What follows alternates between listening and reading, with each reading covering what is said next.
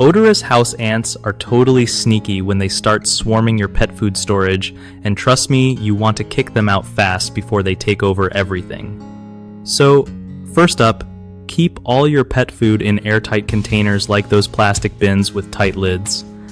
This seriously stops ants from smelling it and getting in. Next, wipe down the storage area regularly, because even tiny crumbs can be a major ant magnet. If you spot ants, try sprinkling some cinnamon or coffee grounds around the area. Ants hate those smells, and it can help keep them away naturally. You can also set up bait traps with sweet stuff like honey mixed with borax, but make sure these are out of reach from your pets. Don't forget to check for any cracks or holes near your storage space, because ants use those as highways right into your stash. Vacuuming up ants and their trails can also mess up their scent paths, so they don't come back as easily. Also, avoid leaving pet food out overnight. Feeding time should be quick and cleanup immediate.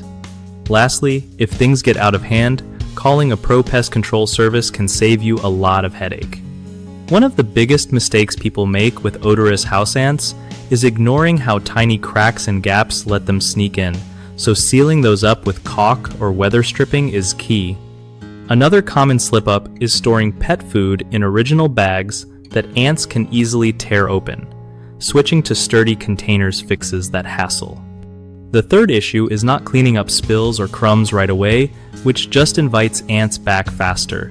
A quick wipe down after every feeding helps keep things ant-free. BigHomeProjects.com is great because it connects homeowners like you with trusted local contractors who know exactly how to handle pest problems and home repairs. Plus, contractors get a solid platform to find new work and grow their business without all the stress of looking for clients on their own.